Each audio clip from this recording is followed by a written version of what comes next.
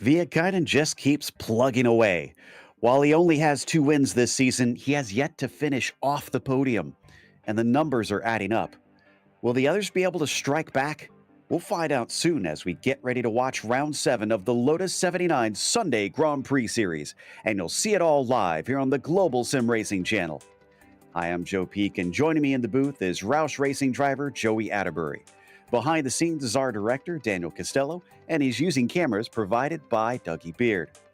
If ever there was a track that could easily trip up our points leader, it's Detroit. An unforgiving and ragged circuit. Let's get a closer look at it with our track guy.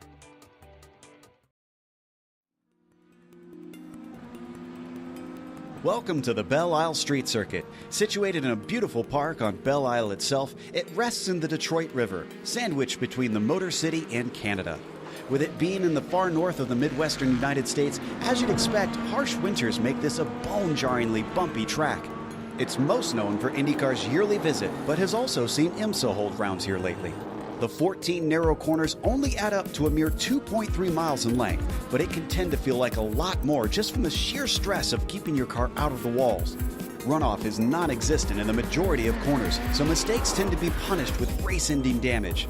The dangers include the tight and twisty fountain section with its rapid-fire set of bends, and the frightening turns 12 and 13, which end the lap with 2 swift kinks. However, the most notorious spot on the track is the exit of Turn 2, made famous by collecting the Corvette pace car into its hungry walls one year. The first 2 turns are a quick chicane, so the extreme change of direction, plus the rise in the track as it crosses over a creek, means grip and balance can disappear in an instant. While the setup of the car can sometimes help lessen the annoyance of the bumps a little, what this place all comes down to is driver skill and daring. Precision will pay off with the close proximity of the barriers. While it isn't a stroll in the park for drivers, fans get to enjoy the beauty of the scenery all while watching some of the most thrilling racing an American street course has to offer.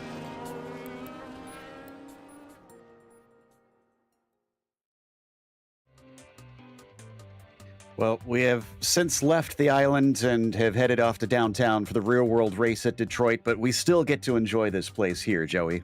Absolutely. Yeah, we're not going to be able to see it on the real television with the real cars going around, but we still get it here in iRacing. Belle Isle, the Detroit Street Circuit, 14 turns, 2.35 miles in length. And really, when I think of Detroit, I think of a street fight. It is going to be bumpy. There's a couple big passing opportunities. Really, turn 3 after Central Avenue. That's probably your biggest break zone in the entire track. You can get it done there. And then right after that is a small technical section, but it leads out onto the Strand, which is the back straightaway there. Turn 7, another great passing opportunity. But there, the fountain section, known as 8, 9, 10, and 11. Oh my gosh, you better look out for all of those bumps in those incredibly tall apex curbs. They can really upset these Lotus 79 cars. After that, you've got a tricky turn number 12, which is easy to overshoot, but then put your foot down to the floor through 13 and 14 and around to start finish. Yeah, it should be one that catches out a few drivers. We're almost certain today it usually does, even though we're in top split. But the championship could see a little bit of a shakeup afterwards. And Kimmo Viekainen, as I said, is starting to run away from Juho Rinne. He's almost a full win's worth ahead after Juho had a bad race last time at Summit Point. Wasn't really his fault on that one, though. And that will take up his second drop week, unfortunately. So that puts him under the gun to try and make up for this and catch up to the incredibly consistent Viekainen. Hugh Haycox has also been consistent, but we've only seen him, I think, take 1 podium so far this season. He'll need to pick up his game. Zamaloa has been a bit up and down, as well as Antti Lepisto has been fast, but hasn't been showing up as much this season. But that's just the F1 standings. They run the same cars, but they're a different iRating. The F2 standings is a different story. Right now, it is Timothy Vanderburge leading the way up top, but Thomas Silvernagel actually close behind, only 10 points. Chris Roberts, consider him in that fight as well, 25 points behind the leader. But then check this out. There's only about 9 points separating Miguel Moreland, Arnold Cook, Keith Herner, and Robert Simpkins there for the 7th place position. All a little bit further back off with the lead, but having their own fantastic battle as well. And then check out those last 3 names on the screen. Only 4 points between Pablo Suarez, Wolfram Fund, and also Joe Walker. We're only about halfway through this entire points season, so still plenty to fight for. Indeed, and for today's race, it's going to be 26 laps around this circuit. That's going to be plenty for our drivers to have to navigate. It's an open setup series. Around here, you'll want something that's probably stable over those bumps and has a little bit of clearance because of that, but they don't have a spare car. And, well, considering there's very little grass to run on at this track, it's basically, if you hit the wall, that's probably going to be day over, or at least a very compromised race in the end. Drive-through penalty at 17 incidents and a DQ at 25, kind of a non-issue here because the boundaries will police themselves at this street circuit. As for qualifying, Kimmo Viekainen has the provisional pole, and I said Hugh Haycox needs to try and pick it up. Well, he's actually on the front row right now. Yeah, I see that. So we got Kimmo Viekainen provisional pole, Hugh Haycox right there in second place. And just as I say that, Antti Lepisto goes straight to the top of the board, a 119.2 for this number one car. Saw Jack David Spickett say something about same turn as last race. I assume his qualifying has been compromised because he's only set one lap and he's not out there right now. He's sitting in ninth. He might have a rough day trying to climb his way up the order. Freesia bringing it around through towards the strand here. This is the entry onto the back stretch where you can really start to get the throttle down, but it is not straight through here. Cars are going to be weaving back and forth, and that can make setups for a pass kind of interesting. Yeah, and then you come up into this fountain section here, and look at how bumpy it is through this next set of left-hand corners. And look at those tall apex curves. If you upset the car in one of those, trust me, it is going to send you sliding. And it's narrow through there, so you're not going to have much room to try and catch it if you do get a little bit of a slip up because of that. So on board with Freesia through the last couple corners here, just a double right-hander, very narrow as well, with no runoff to the outside. He's clean through there. He gets pushed down to fifth as Juho Raina just took the pole away from Viekainen and Lepisto. Freesia crosses, and he's going to jump up to third. Viekainen was briefly at the top step, but he is displaced all the way down to fourth. And, you know, I didn't even have my eye on Juho Raina. I quite honestly should have. I thought he had put in both of his laps so far, but he had not. So you're right, the number 6 on top, watching Dylan Freckleton now, who's currently completing his second lap. He's looked like he's trending to the good about 3/4 of a second. We'll see how much this jumps him up. Juho really needs a good result, so this pole might be critical for him. Freckleton, a 20.9. And that will put him into ninth place. So that is it for him as his first lap got deleted. Must have brushed the wall somewhere. What about Pablo Suarez? Actually, no, I take a look. He has done both laps, so he's done. He's just getting practice in at this stage. Well, and that's exactly what Dylan Freckleton was doing as well. I just noticed that was his third lap that he logged. And quite honestly, Joe, I'm looking at that lap of 119.8. If he had done that during qualifying, it would have definitely jumped him up a spot or two. Yeah, that's got to be frustrating. I guess drivers really pushing limits. We haven't talked about it. Yes, there's very little grass that you can run over in these cars to delete a lap, but if you brush the wall, that counts as a 0x, which will nullify your lap. So you got to stay out of those walls. Trust me, Barney and we never got along. Talk to me about the incident system some other time, Joe. I'm sure we will at some stage, but looks like qualifying is over, and Juho Raina has taken the pole position. That's actually 2 bonus points as well, so that will help him out in the championship. Antti Lepisto, who was the one that ran into him, is going to be starting next to him today. Hopefully the 2 Finns have made up since then. Gernot Freesia will start from third, and then Kimmo Viekainen will be P4. Hugh Haycox eventually gets pushed down to fifth, although he was briefly on the front row. Sam Ryman will start next to him. Excellent qualifying from Sam. Barry West as well, up to seventh here in the top split in his queue. Leo Sequeiro is P8, and then it's Dylan Freckleton starting ninth. Jack David Spickett at his lone lap will start from 10th. Then conveniently in 11th, in the number 11 car, Ian Haycox. Joining him on row 6 will be Miguel Moreland in 12th. And then we've got Jason Clapper back here in 13th. Daniel Gallus 14th. Yanni Lehman 15th. And then the last car to take the grid today will be Pablo Suarez. All right, drivers lining up. It's a little bit warm on the track surface itself at about 92 Fahrenheit today, but hopefully it won't cause too much slipping and sliding around 33 Celsius for our friends across the pond. And a little bit of wind will certainly not help things. I'm sure being on the river, this place sees a fair bit of wind whipping across the island. This is not a car that you want to get gusted around here at this track, especially in some of the swifter corners that they have through the fountain section. But looks like we are just about ready to go. Just need that front row putting themselves on the grid. And there is Juho Räikkönen now in his white and blue machine, ready to race. Lepista will be the final one who eventually puts himself out on the pavement. This is it, round 7 of the season here in 2024. The green flag is held aloft. And now the green flag is out as Juho Räikkönen does not get a good start coming down into turn 1. A look to the inside from Lepista, but he is rebuffed as they now head down Central Avenue. Can everybody get through the first 2 corners? It looks like that's a yes. Yeah, single file for the top 5 for the most part. Oh, there we go. Here comes the number 3 car of Hugh Haycock's making a move to the inside of Gernot Prix in that yellow number 2. Gernot hanging tough on the outside, but unfortunately, he's going to be on the wrong side of the road here. He's going to close the door on Hugh. He needed to do that because track position's so key here. A great start, even in the back of the field with all the side-by-side racing. We are clean so far, but we're not done with this first lap yet. On to the strand now. Räikkönen leads Lepista with Viekainen in third. Freesia down a position since the start. Yeah, and Dylan Freckleton making a move on Jack David Spickett. He's looking to the inside of Barry West now, coming up to the fountain section for the first time. Slide Dylan Freckleton up to 8th. Just a few moves up and down one position, I'd say, for most of the field here. Otherwise, everybody else is kind of where they began. It is so important to get spots here today. No wonder we're seeing some aggression as we check in with Gernot Freesia, close behind Viekainen. He'd like that third back.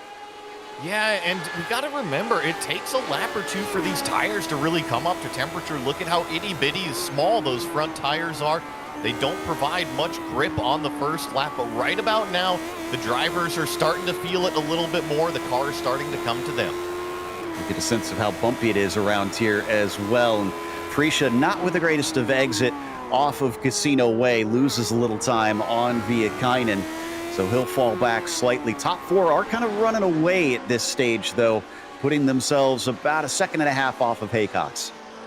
And speaking of Haycock's, I'm a little bit surprised to see him kind of fall off the back of Gernot after being so aggressive early on. In the last few weeks, Hugh Haycock's has really showed up with the speed, but might need a little bit more practice here at Detroit early on. Indeed, there is your leader, Juho Räikkönen, down into the fountain section. Once again, a tricky place where it tightens up into that right-hander, and then it is pretty much all single file here through this portion. Triple left-hand apexes. And we have an issue just behind them. Oh, so unfortunate. I was just talking about this car, and I actually think he's got some damage. Look at everybody stacked up behind him right now. Jack David Spickett is going to take advantage, and I believe it's also Barry West that's going to be looking down to the inside. Here comes Dylan Freckleton and the rest of the train. Oh, I think Hugh is limping. He might be trying to just get it back to pit lane, and he needs a little bit of an opening there. He can finally squeak through to take some repairs. JDS, I think he got 2, maybe 3 through the fountain section. I just said it was single file, and he said, no, it's not. It all got stacked up there behind Hugh, and look at this. Antti Lepista killing Kimmo Viekainen, making some moves down there in turn 3. But talk about Jack David Spickett. It was just a big old stack up, and then he took advantage of it the best. And look, he's up 4 positions. Freckleton versus West. Looks like Dylan's going to come out ahead in that battle for 7th down into turn 3. But yeah, JDS running away from the pair of them after that one. And Viekainen, remember, he was briefly on the pole position. I guess he took that a little personally that he got shuffled all the way down to 4th. Yeah, that's a really good point. I totally forgot about that as we're watching Dylan Freckleton, Barry West giving chase. And remember, Jack David Spickett also said something in that iRacing chat window in qualifying, that same corner. So maybe he didn't have that qualifying session that he wanted, and that's why he's up 4. Love the paint scheme on Dylan's car here, the very metallic purple that we've got on board with the number 5. Looking back at Barry West, these two have been facing off against one another more and more lately, right up against the wall there for Dylan Freckleton, leaving nothing at the track today. Well, I became a fan of Dylan Freckleton when he showed up for some of these podium interviews with a Phil Collins emoji in there. And I'm a big Phil Collins fan, if you know me. And then you got the purple car. I was always a huge fan of BMW Techno Violet with their E36 model. So, Dylan, yeah, you made a fan out of me for sure with the purple and the Phil. Jason Clapper, with his traditional run up the order, was sizing up Ian Haycox and is not able to get past this time. Still close behind him as now they slow up through Loiter and Picnic Way. Come through this smaller, slower, technical section here on Detroit. You really just kind of have to mind your P's and Q's through this section and then launch out onto the back straightaway out of turn number 6 here. And it looks like we're going to get queued up with the GSRC replay here. I think this is going to be Ian's son. Yeah, this is Hugh Haycox, and maybe just sliding a little wide. Oh, yeah, he tried to gather it up, and the front wheel just bangs right into the concrete.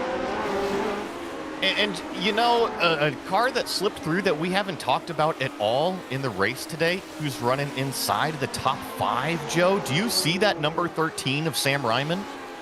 You're right, and he's only gained 1 position too, so he qualified, which very well, which I had noted earlier on, and he's making good use of it. And meanwhile, this is Pablo Suarez farther down, who did not set a time in qualifying, is having to play a little bit of catch up. That's Yanni Lehman just in front of him in that number 14, but he's also being chased by Daniel Gallus. These last to first challenges on a street circuit are so difficult. You know, you get these drivers, Pablo Suarez, Jason Clapper, all these drivers in the back here trying to kind of enhance their skills by starting back there and then passing up towards the front. But I think a lot of them right now figuring out how difficult that really can be. So Ian Haycox carries on trying to catch up to the back of Sequeiro, though he's a little wide there coming off of turn 6. Also, his son, Hugh Haycox, unfortunately has retired the car. The number 3 is the first officially out of the race. Watch Leo still hound the back of Barry West up through the fountain section here. Barry's actually just a touch off of the racing line going in, maybe a little bit wide, leaving a little bit of extra room. Make sure you don't want to clip any of those tall apex curbs, but it allows these cars like Leo and Ian and Jason to really close it in through that section. Continue to watch from over the shoulder of Leo up at Barry West. He's dropping off just a little bit, and Ian Haycox might get closer the more he slides out of these corners. Let's see if he can try and figure it out through 1 and 2 of the fastest turns on the track, leading out onto an elevation change over the hump on the bridge, and he is good. He's going to stay out of reach of Ian for now. Yeah, but Ian's looking feisty here. You see him showing the nose. He feels like he's got a little bit more speed than Leo in that white and blue car right in front of him. And not only that, if he doesn't push the issue, he's got a white and red car of Jason Clapper right on his gearbox. Can't afford to make any mistakes. JDS, in the meantime, up 5 positions from the start. Easily the hardest charger of the race right now into P5. But looks like he's lost touch with Gernot Friesche. It's already 5 seconds up the road, and they're only on lap 6. Yeah, and you know, Jack David Speckett was able to get around Sam Ryman there for the top 5. I'm not surprised. I know that Sam's having a fantastic day. Definitely doesn't want to throw anything away by an unnecessary fight, if you will. Yeah, exactly. Sam kind of notorious for letting others go if he feels like he's under too much pressure. Ian Haycox putting the pressure on, coming down into turn 12, and he's not able to get inside of Leo Sequeiro, but he's definitely making sure that he knows he's there, watching from behind them. This is on board with Jason Clapper, and it's another big look down into turn 1. Not often you'll see successful passes, and you won't see this one this time. And it might open the door for Clapper, but look at the run that Haycox got out of 2. This is going to set him up very nicely. He's tucked in the slipstream of Sequeiro. He's going to jump out drivers left on the wrong side of the racetrack. Leo's still defensive, almost contact. Here comes Jason Clapper up the inside. He's going to try to grab 2 for 1. No, Haycox hangs tough. Ooh, that shows you how difficult it is to pass here. But man, Ian had to make room because Leo was sending it in deep down into turn 3. Off of 6, another chance to try and accelerate best off the corner, but they're all about even. Joe, I don't know what to tell you about that. I thought for sure Jason had the pass done, and then an excellent job of defense from Ian Haycock. Same thing from Leo Sequeiro. It is quite a battle between these three, and then look at what's happening right behind them. That is a group of 4 that is catching them. And we missed it, but Ian had a little slip up coming off the corner there. Almost gave the spot away, but yeah, this is very tight. Back from Moreland, Lehman, Suarez, Gallus all together. Oh, and I just said that Ian was looking like he's getting out of sorts. I think he completely spun the car. Yeah, I believe this was coming out of turn number 11, and it's just a big old bump on the racetrack. Unfortunately, he did get into the wall, probably has some damage. Very unfortunate for Ian Haycocks. Both the Haycockses having trouble here today. Not their favorite track, I suspect, as we watch Gallus trying to catch back up to Suarez. Looks like he lost a little bit of time. Pablo showing himself to Lehman down into turn 3, but then reconsiders. I feel like Detroit needs one of those parked cars out there that you can go and punch afterwards, as we watch Ian Haycocks come around this corner here. And I thought it was maybe the apex curve, but look, it's all the way out on exit. The car just comes around on him as he steps on the gas, and it was because of one of those big old bumps there in the concrete. We got to remember, these Ford Cosworths have a ton of power underneath them. And yes, they got those big tires, but through these slow corners, that's not the best friend of the Lotus 79. No, and I talk about it all the time on these shows. It's the downforce level, right? These open wheel cars, they're meant more for higher speeds, and when you put them on the low speed turns, they don't make that extra grip, that downforce level, so you really have to be careful. On the nose of Suarez now. He was a little bit more careful coming off of turn 11. Still hunting on Yanni Lehman as they get ready to complete lap 9 at this stage. I actually think they're completing lap 8 on to lap 9 now. Past the pits, which have remained empty except for Hugh Haycock's up to this stage. Let's hope we don't have too many others that are visiting on that one. And now we accelerate down Central Avenue once again, just a little too far back, I think, for Suarez. Yeah, a little bit too far back, all on the brakes. Ooh, a little bit of a lock up there from Moreland, though. That allows Lehman to really get up on the back. It just kind of compresses all 3 of them. But through this section, there's not really a whole lot of opportunity to pass anywhere. You got to focus on the exit of this corner right here, turn 6. Get the launch down the back straightaway. Maybe it'll provide an opportunity into 7. And our eagle-eyed fans that know their F1 history, or just maybe are a bit older, may recognize a lot of these liveries out here. You can see you got the McLaren on Moreland, and you've got Suarez with the Brabham livery on that car. They take great pride in trying to mimic era-specific paint schemes on these cars. Of course, some of them do take some liberties because they got the camel livery on Jana Lehman's vehicle. Yeah, speaking of Brabhams, an old acquaintance of mine, Matty Brabham, is out there racing Daytona 24 right now that I got on in the background. Yep, it's been so cool seeing him get his opportunities finally. I remember it was a lot of years ago, more than 10 years ago at this stage, I saw him racing USF 2000 at Mid-Ohio, and he went from the back to the front there. So, yeah, he deserves to get some shots. An excellent driver is Gernot Friesche, also one of those quick ones, is starting to put the pressure on Lepisto. Yeah, I've been noticing this battle. He's just kind of been annoying to Antti Lepisto this entire time, hanging out about 3/10, 4/10 right behind this number 1 car. But this is the closest battle on the racetrack. Still is battle for what is 11th place position. Miguel Moreland, Yanni Lehman, Pablo Suarez, Daniel Gallus all locked in this battle. And there was a little mistake on this previous lap. Really compressed things up between really these 3. Has indeed, but with the difficulties trying to overtake here, I suspect that it's going to be a lot like this for some of the drivers, just kind of stuck behind one another. Jason Clapper here, still doing his best on Leo Sequeiro. He likes to not qualify and climb his way through the field. Is this going to be his next victim? Quite honestly, I'm surprised that Jason Clapper hasn't made more moves yet. He's only up 3 positions as he's hunting down Leo Sequeiro, coming to the start-finish line. Can he make the move into 1? realizes that's probably not the best opportunity. Going to have to sit and wait, see about this exit through turn number 2. Can he get the right foot to the floor? He's just not quite close enough here. Wonder how deep he can take it on the brakes. Oh, he's really reeling him in. He must have taken a lot of wing out of it. He looked quick in a straight line, but it's not enough. And Leo will hold on to P9 at least for the time being. So now they work their way back and forth through 4, 5, and 6. Getting some notes from our producer. He's listening to these engine RPMs with Jason Clapper. He is off the gas so early, and that's usually the slow in, fast out method. It's a great way to capitalize on some passes. Absolutely. Lehman with Gallus. And in fact, Gallus, I think, must have passed Yanni Lehman.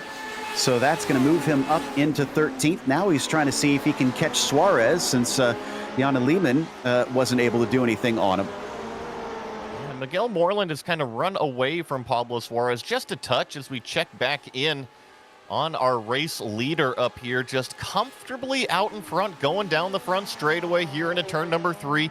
Hitting all of his marks, a 119.5. And Pablo Suarez, who we were just covering, is now missing a wheel. That's not the way to drive it. I know back in the 70s, we saw, I can't remember the name of the driver now. It's Zandvoort. Took 3 wheels off his Ferrari and drove it home.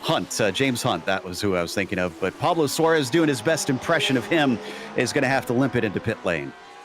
Yeah, just unfortunate as we check back in on Jason Clapper here, still hounding the back of this white and blue number 7 car, driven by Leo Sequeiro. Come up here into turn number 6. Get that launch down the back straightaway. Oh, no, Jason Clapper has problems. He just hit the inside wall at turn number 6. Day over. Now we're starting to see this track bite, as more and more drivers falling victim. We're going to first check out Pablo Suarez. And apologies, it wasn't James Hunt, it was Gilles Villeneuve that I was thinking of at Zandvoort in a Ferrari. But Suarez, big hit, showing off the new damage model in a way I don't think he wanted to.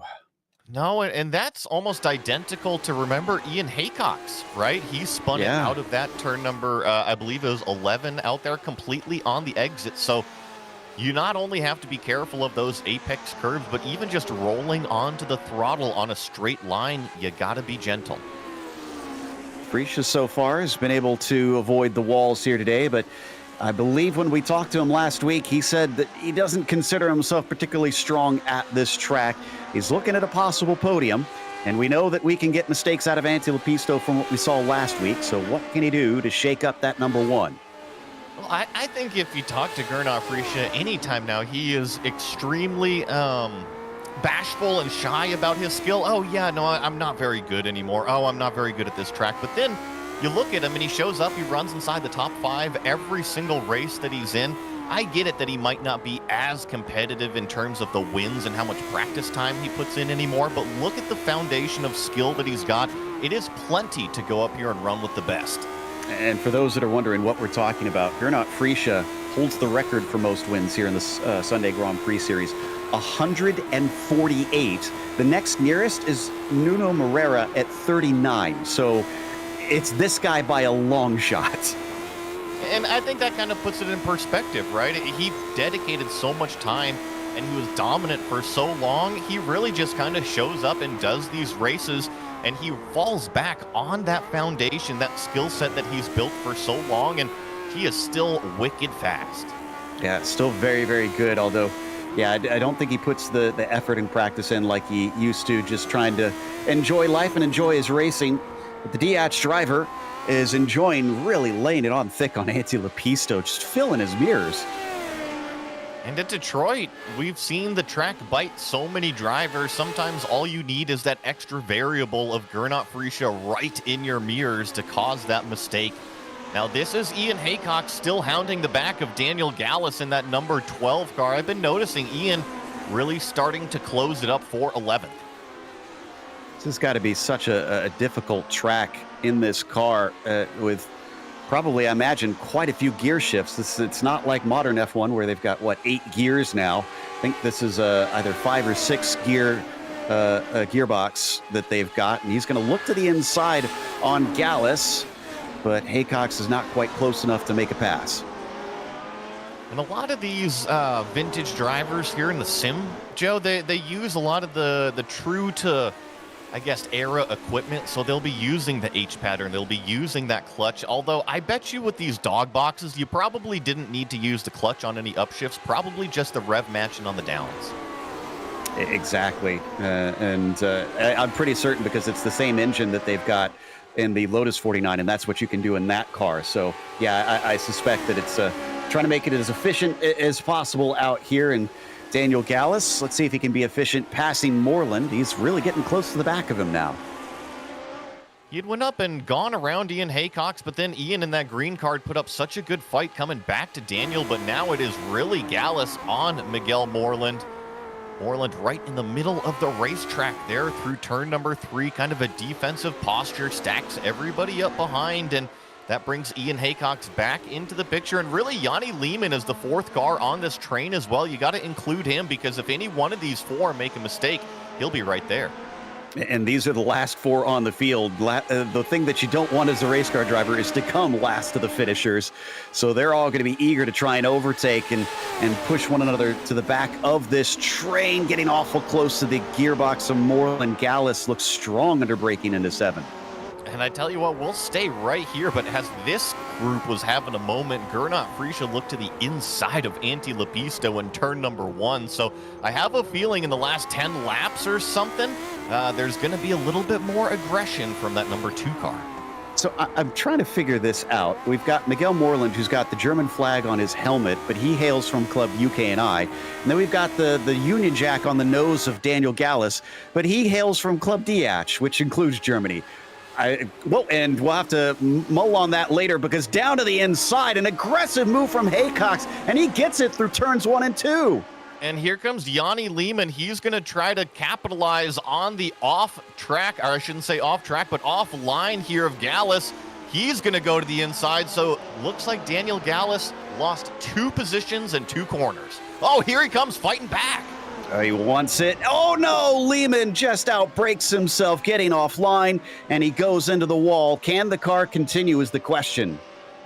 Just unfortunate, was leaving room for Daniel Gallus, who poked his nose but overshot his own braking marker, and that really breaks up that battle of 4. So now the closest that we've got on the racetrack is the battle for the final spot on the podium. Indeed, Gernot Friesche here, still chasing on Antti Lepisto. Look at these cars just bounce over these bumps and then try to weave their way off the left to avoid them. Here coming down Central Avenue into turn 3, past the statue, and now weaving back and forth. Gernot has been stuck here for pretty much the entire race. At what point does he try and do something? Can he actually do anything? Well, I made the comment that it was probably about a few laps ago now that he poked his nose down to the inside of turn number 1, a really aggressive type of look. Didn't do anything with it, but I have a feeling here in the last 10 laps, I think maybe the gloves might not come off per se, but a lot of these more aggressive looks are going to happen. Talked about some of the liveries. This is definitely a lesser known one. The Copersucar car was run by Emerson Fittipaldi and his brother, actually. But this was long after the days earlier in the 70s that Emo had taken his F1 championships and was not as competitive, I think, as we're seeing Gernot be in this machine. And definitely sticking with Antti Lepisto, but this is the top of the top, number 1 and number 2 on iRating. So these are what iRacing considers your fastest drivers. Oh, and Joe, you had me fooled. Oh, here we go. Antti Lepisto with a little mistake in turn number 2 here. Gernot Friesche right on the back. He's going to look down the inside of turn number 3. He's not going to be able to get quite close enough there. They're both going to be able to slow the car down, but Gernot Friesche definitely on the attack. And what I was going to say about this paint scheme here, Joe, I thought it was the AutoZone Avenger scheme with that A on the front. It could be, yeah, with what he's got out there. But man, I don't think usually Gernot doesn't listen to our broadcast, but responding to my question, can he try and make any moves on Lepisto? He says, yeah, I can. Only got a couple laps left here, and in fact, he's going to look again down into turn 7. He seems far more confident on that brake pedal than what Antti Lepisto is, and you couple that with maybe a couple of poor exits out of that number 1 car, and I think Gernot really wants to stand on the podium. Less than 10 laps to go now for these drivers. I think that was a bad slide coming off of 11 for Gernot. So he's going to lose a couple car lengths up to that number one machine, at least for now. We'll see if he can gain that back quickly, as here goes our leader, Juho Raina, responding after last week at Summit Point, unfortunately taken out by a battle with Lepisto when the two came together, and is basically struck back to take points back on the lead that Kimo has built. Give credit to those top two. They have really stretched it out as Gernot once again pokes his nose. Not quite close enough to make anything happen in turn number 3. And then also that Pepsi machine was way down that straightaway. Jack David Spickett hanging in on this one as well. But looking at these battles, I feel like if something is going to boil over, it is definitely this one that we are watching right here, this battle for third place. Ian Haycock's making some good moves himself as he comes by the start-finish line, chasing on Miguel Moreland once again. Moreland going to be able to at least remain ahead of him this time, but we know Ian is willing to make the riskier moves out there, making that dive into turn 1. Impressive stuff, and he's got a great run here coming down Central Avenue, and he's got good brakes. Are they good enough to slow him up? Maybe. He goes wide out of the corner, but he is going to get through. And I really feel like Ian Haycock's probably has a little bit more speed. Remember, he was spun around, turned backwards on the racetrack at one point. So really a great job coming back from that. Not quite going to get the top 10 that he probably wants. Actually, no, he is in 10th. My mistake. Yeah, we've lost a few drivers here. Only 16 started. Hugh Haycock, Suarez, and Clapper have all DNF'd. Lehman is still out running at this stage, and of course Ian Haycock's had his spin earlier on but didn't touch the wall, so he got away with it, or at least didn't get any damage if he did, and is still carrying on. But Gernot Frische here with a little bit more of a calm race, trying to make it more exciting as he once again closes in back on Antti. See what kind of exit he can get out of turn number 6, and Antti Lepisto actually scoots away quite nicely out of that corner there. Doesn't have to worry about Gernot Frische going into this fountain section here. Just got to hit your marks here. In my opinion, this is probably the toughest section through this entire Detroit circuit. You can point to any one of these turns that have problem areas, but this one, it's just so slow and tedious. It feels like you have to crawl through here. Yeah, I've always found it a supremely frustrating part of the track. So tough to hit those apexes and then light yourself up for that right-hander at the end of it, too. These guys have been nailing it each and every time. So watch over the shoulder of Gernot Frische now coming back to the main straight. Very fast right-hander this one, but these cars handle it with all the downforce with ease. Then what about turns 1 and 2? Over the Corvette Bridge once again. And Gernot closes it in through 1 and 2.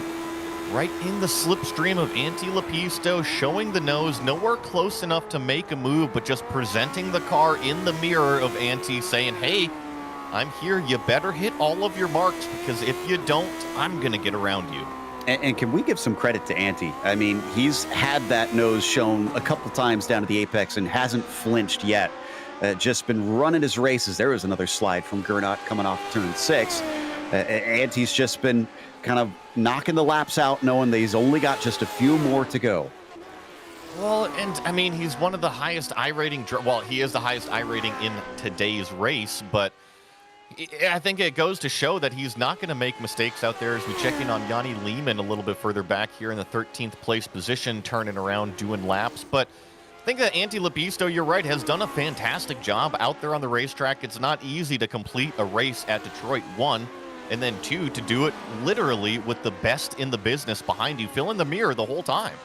Indeed. And as for Lehman that we saw moments ago, he's actually carrying on the same pace. It's just he hit that wall and that lost him the time. So he got away lucky without too much damage plowing into the tires like that. Daniel Gallus, who we saw trying to make some moves earlier, is still sitting behind Moreland, but they're losing touch with Ian Haycock now that he's cleared himself from this train. Can Daniel do anything when it's just mano a mano? I think that he might, Joe. Remember that Daniel Gallus really got pushed out wide, and then 2 cars, maybe even 3 cars went around him at once. So maybe that he's got things gathered back up underneath him, kind of mounting another charge. Maybe he wants that position away from Miguel Moreland. I'm sure he's going to try. We're down to only 5 laps to go now. So it has dwindled down. The opportunities are going to be much fewer here. We'll have to get up on the wheel and see if he can manage to sneak through, as Gernot Friese is still trying himself, less than a car length away from Antti Lepisto in some of the corners at this stage. Surely the pressure has got to be felt by that Finn. Oh, 100%. He's felt it the entire race, and I'm sure it's sometimes more than others, especially when you slip up at some of these apexes here. But come around, we're working lap number 22, coming to lap number 23 for those drivers. Juho Raine has already crossed start-finish.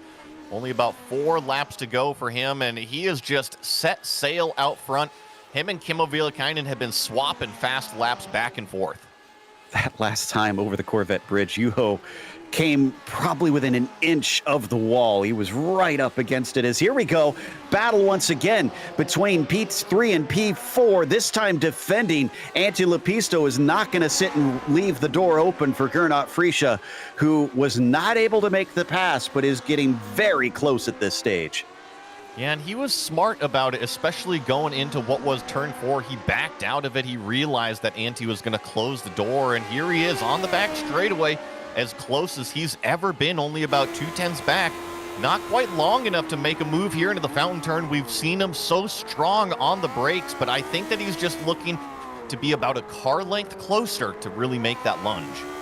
To get to this level, 6,000 plus iRating for each of them, you need to be extremely good, and I'm willing to bet they are both taking it as deep as they can on the brakes going into those corners, both defending and attacking. So it's going to be very tight margins if either of them hopes to try and make a pass. Most likely, I'm guessing Gernot kind of needs Antti to make a little bit of a mistake. Agreed, and I want to point something out here while we still have about 3 laps to go. It was only a few laps ago that Jack David Spickett was 5 seconds behind that battle for third. He's closed it up to about 2.5 seconds. So if Antti and Gernot start fighting, there might be a Pepsi machine coming. That is going to get interesting, because I'm sure Jack is going to be eager to try and pick off, like you said, 2 of the best in the business here, knowing that if he could put one over on them, that'll do him no harm in his reputation. But Daniel Gallus, currently still down in 12th spot, is getting closer to Moreland, but still can't quite find the opening that he needs. He'll be just as eager to try and make this pass, maybe too eager as he gets too early on the gas. Turn 12, another tricky one. I called it the fountain section, the trickiest area. Now I'm going to call it turn number 12. It is so easy to overshoot that one. It comes up on you really fast, doesn't it? I wouldn't complain if you said this whole track was the trickiest section. This is just a tough place to race. As Juho Raine still up at the front, comes down now to 2 laps to go. The popsicle sticks in the air. He has gapped himself to 6 seconds over Kimmo Viilakainen at this stage. Really unreal. The only 2 cars that have done 118s today are P1 and P2 out there. So nothing but themselves is going to stop him. And oh my goodness, Gernot Friese, hang on to it. That was the biggest moment in turn 1 I've seen since a Corvette safety car.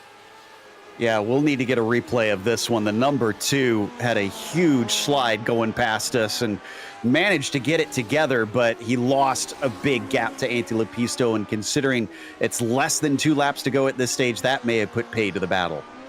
Yeah, it really did, and I think, if anything, Jack David Spickett is staring with eyes wide open on that yellow car, because he's now only 1.5 seconds back. Gallus on Moreland, coming through 12 and 13 once again. That time a little bit better for the number 12 car. And it looks like, actually, I think they're catching up to Ian Haycox a little bit. Not sure if he's backing it off slightly just to bring it home. It could be, but I think really this group of 3 and at 1.4 cars was so evenly matched. It provided some great scraps. And right now, Daniel Gallus all over Miguel Moreland, the middle of the sandwich there as they go through turn 3. They've lost so much time. The white flag just flew. Let's take a look at that replay for Gernot Friese. Oh, big catch, counter steering. He'll get it back pointed straight, but that's in the middle of a chicane. That's mighty impressive. Yeah, it was far too early to call it a Corvette safety car. My mistake, Gernot. It definitely happened at the exit of one, but either way, that was some heck of some car control. Oh my goodness. I think it's definitely deserving of some praise, but he'll probably be kicking himself knowing that he made a mistake that late on when he was so close to trying to get onto the podium once again. This man, Juho Reina, going to add to his tally here. I'll have to double check with Michael de Turk on where our stats sit as far as how many he's gotten. I think he's at 2 or 3 at this stage, looking to add one more to his collection as he's certainly come to the fore in recent seasons, showing that he is just as fast as some of these best drivers out here, some of these Finns that have knocked up many wins. Juho Reina is going to take victory here at Detroit. Dominating and deserving of the checkered flag was Juho Reina. This man, Kimmo Viikainen, a bit of a lonely race, but comes home in second. Antti Lepista will claim that third place, holding off Gernot Friesche. Yeah, maybe easing off just a bit. Gernot catching back up to him there. And Jack David Spickett, man, he was pushing it 10 tenths, setting his fastest lap of the race on lap 24 and getting it down to less than 2 seconds. Here we got Leo Sequeiro still hounding the back of Barry West, trying to make a move for what is 8th place. Barry West hanging on to it. They're coming through turn 13 right now. So all he's got to do is put his foot down to the floor, go through this fast 14, collect the checkered flag from Barney. Leo Sequeiro and Barry West hang on to those positions. And looks like Daniel Gallus will be last on the lead lap unless something happens to Moreland here at the end. Ian Haycox, I mean, he made up for his error earlier on, but it could have been a much better race for him, I think, since he gained one from where he gridded up in the end. Well, that's going to take us to a quick break. We'll come back with the unofficial results as well as driver interviews, so stick around.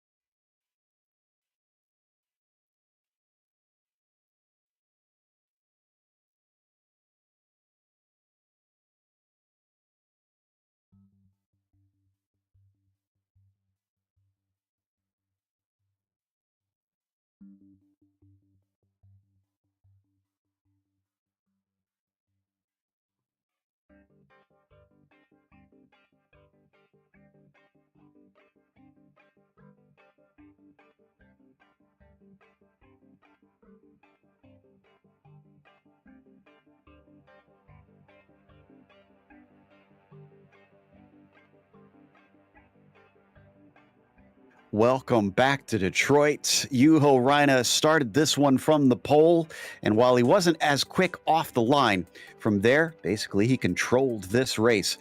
Kimmo Viikainen managed to finish about 7 seconds off that lead in P2 to limit the damage, but Juho will claw some of those points back today. Antti Lepista was third, defending Gernot Friesche pretty much the entire race. Excellent job by both of them.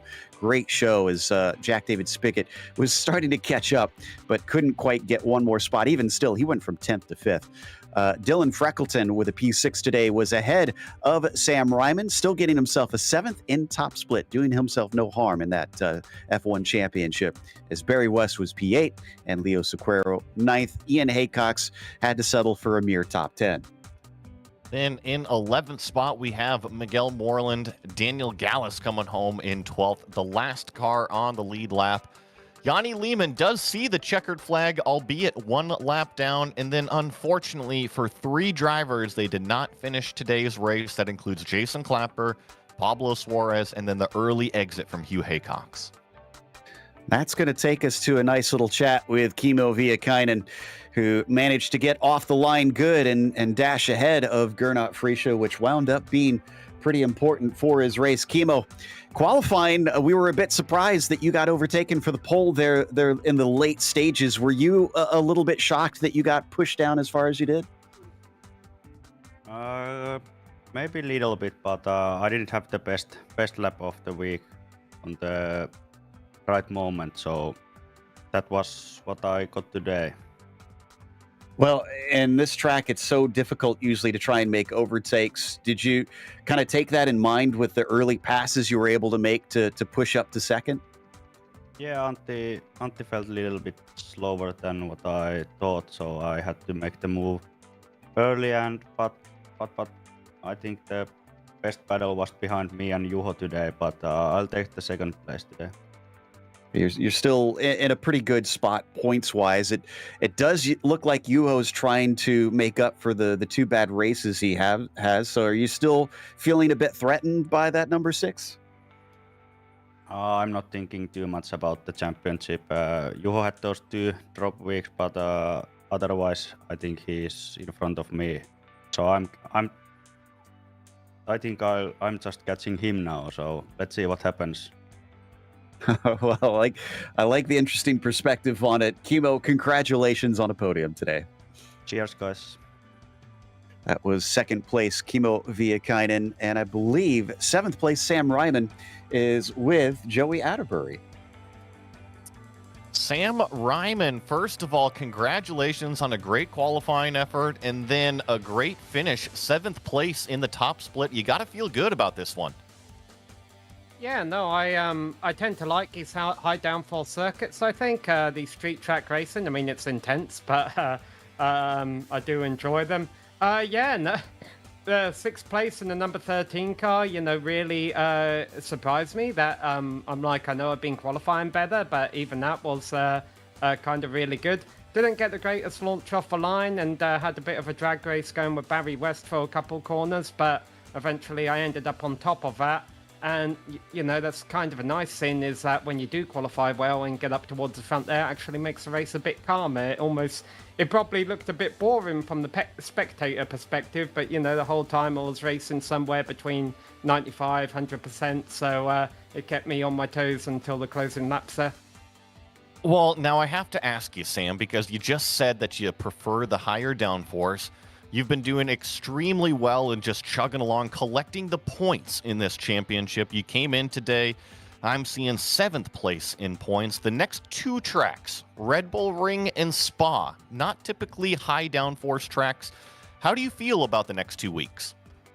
I'm going to miss the Red Bull Ring, unfortunately, but and when we get to Spa, yeah, your assumption there is correct. As much as I love that circuit, it's one of my favorite racetracks in the world. Because I do tend to not perform as well at lower downforce tracks in this car, I might not be as high up there. I might be a bit more midfield toward the back of the field where I've been in the past.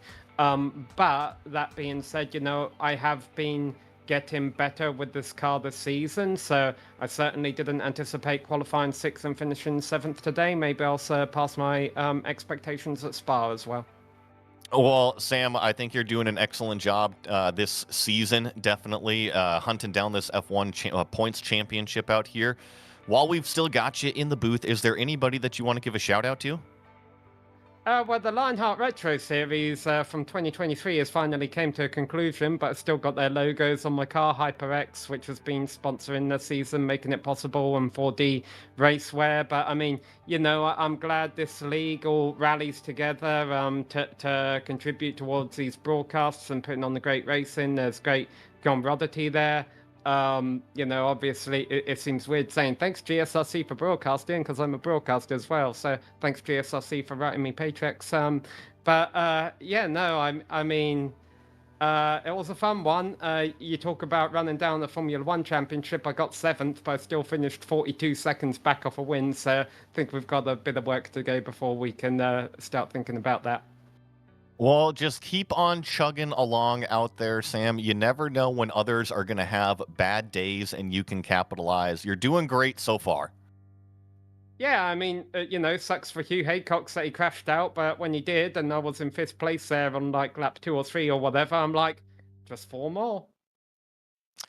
Well, Sam Ryman keeping up the positive momentum here at Detroit, coming home in 7th place in that number 13 car. He's going to keep chugging along in this points championship, having a fantastic day today. And we heard mention of the man who finished behind him, Barry West, in that number 9. He also had quite a bit of action out there at the end of the race. Barry, it looked like Leo was getting a little close to you. Were you getting nervous? I was a little bit, yeah. I think he was a bit faster than me towards the end. But I got buggered on lap 2. Hugh driving a damaged car. I didn't know which way he was going. I thought he'd letting me through, and then he closed the door, which allowed Dylan and Jack to catch up. And then I lost touch with Sam because we were about the same pace. I was looking forward to a good race with Sam, but that's the way it goes. I'm glad I finished anyway. Well, I think that's a good phrase to bring up here. I feel like just finishing a race here at Detroit is often an accomplishment on its own. Yeah, it's funny. I just seem to love this place. I've done really well. I was faster than Dylan in the previous practice, and I had high hopes of a top 6. But yeah, that's the way it is. Just got to see it as the race unfolds. But yeah, I must be driving too conservative in the race because I've had no DNFs at all this week, so I'm obviously not driving fast enough. Well, I mean, you'll still pick up places when others wreck at the wayside, so I still think it's a valid attempt. But I mean, regardless, congratulations and thanks for the excitement, especially there at the start. Great racing out there. Yeah, that was good fun at the start. Yeah, with Sam in turn 1 and 2. Yeah. I didn't know if anybody was on the outside of me, so I could have taken a wider exit and I'd have probably been on Sam's back and might have got in front of him, but that's if, could have, would have, sort of. Yeah. So, still haven't got me twist done, as you can tell by my speech. Well, I think it was Murray Walker that said if is F1 backwards. So there's always going to be those. Regardless, thank you, Barry. That was our 8th place finisher, Barry West, here today. And that is going to wrap us up with a big thank you to the Lotus 79 community for bringing us back for another season of coverage, and as well, thanks to the team today, Joey, Daniel, and Dougie. Make sure to check out our social media, our website, and our merchandise store, and don't forget to subscribe to our YouTube channel so you don't miss a moment here on GSRC. Like we said, next race will be at the Red Bull Ring. That'll be Sunday, February 4th, and that'll be at 9:30 a.m. Eastern, since we'll have a clash with the majors, so it'll be earlier in the morning. But be sure to check out our other broadcasts, because up next, the MX5 World Sim Series returns at both Watkins Glen and Okayama today at 3:50 p.m. Eastern. Until next time, race clean, race hard, and we'll see you on the track.